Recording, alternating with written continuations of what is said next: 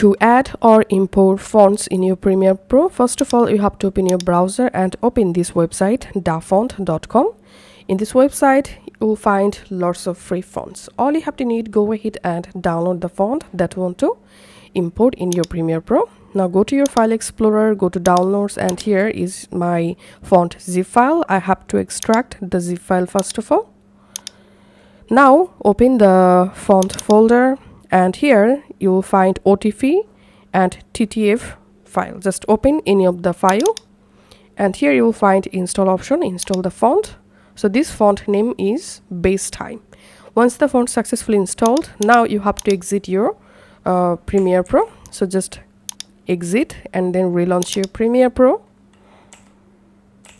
Once you successfully relaunch, select the text tool and just simply write a text.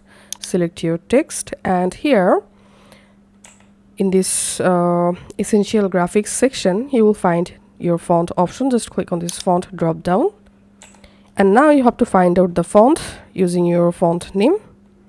So this is my font base time that I just imported. So that's how you can actually do it.